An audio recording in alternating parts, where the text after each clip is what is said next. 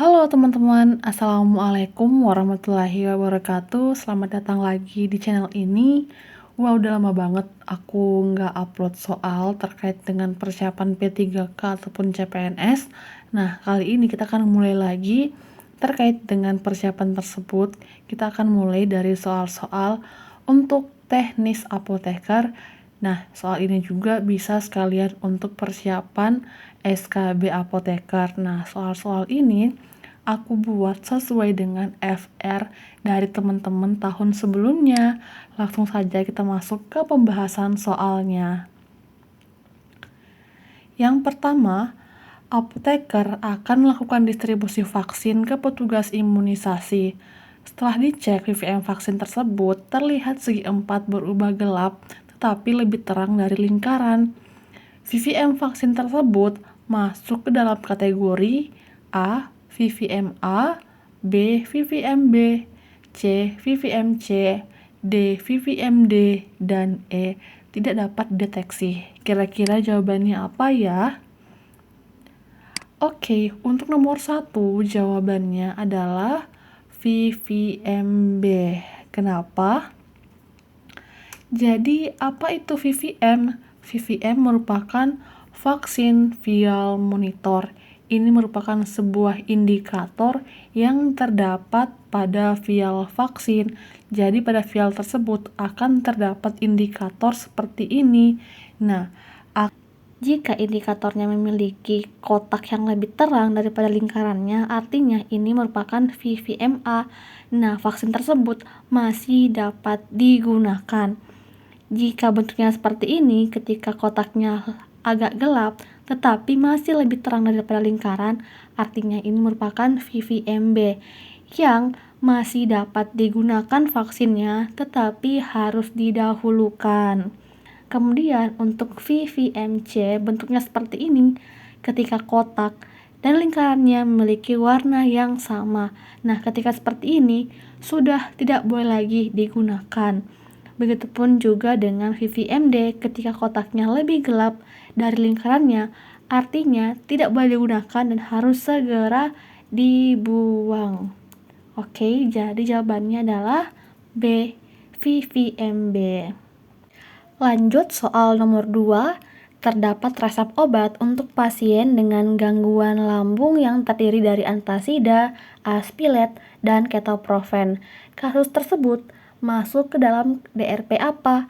A. Penggunaan obat tanpa indikasi, B. Interaksi obat, C. Pemilihan obat tidak tepat, D. Reaksi obat yang merugikan, dan E. Indikasi yang tidak diobati.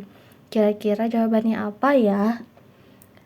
Awalnya pun aku juga sedikit bingung ya, tapi untuk soal ini aku akan memilih opsi D, yaitu reaksi obat yang merugikan. Kenapa? Nah, kita masuk ke pembahasannya. Jadi DRP itu terdiri dari beberapa jenis. Nah, ini merupakan bentuk-bentuk dari DRP. Nah, tadi aku pilih reaksi obat yang merugikan, yaitu permasalahan terjadi jika pasien memiliki masalah medis yang merupakan hasil dari reaksi obat yang merugikan. Nah, kita balik lagi ke soalnya.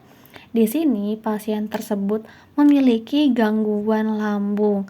Nah, kita ketahui bersama bahwa aspilet dan ketoprofen itu memiliki efek samping mengiritasi lambung. Jadi, jika pasien yang memiliki gangguan lambung mengkonsumsi obat aspilet, maka akan berlawanan.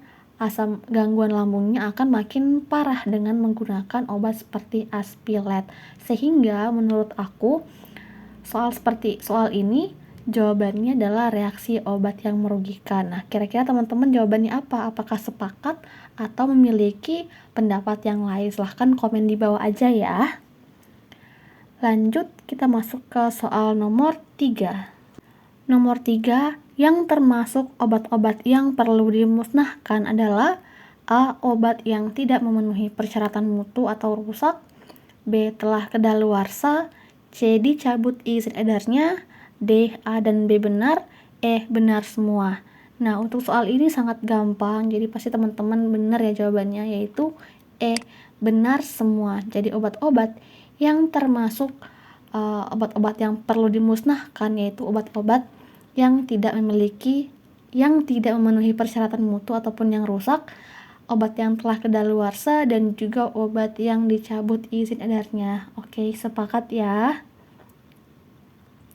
Kita masuk ke soal nomor 4, yang bukan merupakan obat-obat high alert.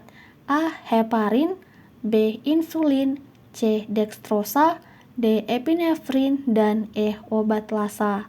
Kira-kira jawabannya apa ya? Oke, untuk soal nomor 4, jawabannya adalah Dextrosa 5%.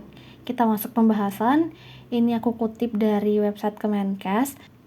Jadi, obat high alert atau high alert medication adalah obat yang harus diwaspadai karena sering menyebabkan terjadi kesalahan atau kesalahan serius, dan obat yang berisiko tinggi menyebabkan reaksi obat yang tidak diinginkan atau ROTD. Nah, obat-obat yang termasuk dalam kategori ini yaitu obat-obat yang terlihat mirip dan kedengarannya mirip atau lasa, obat dengan elektrolit konsentrasi tinggi, serta obat-obat sitostatika, serta obat yang digunakan di UGD ataupun ICU. Nah, kita lihat ke opsinya. Nah, untuk obat heparin dan insulin ini merupakan obat-obat high alert karena jika tidak tepat penggunaannya maka akan memberikan dampak yang tidak diinginkan. Begitupun juga epinefrin, ini merupakan obat-obat yang diberikan ketika terjadi shock anafilaksis, jadi ini merupakan obat yang termasuk high alert. Nah, begitupun juga dengan obat lasa. Tertera di penjelasan yang tadi bahwa obat-obat yang memiliki nama yang mirip ataupun terlihat mirip merupakan obat high alert.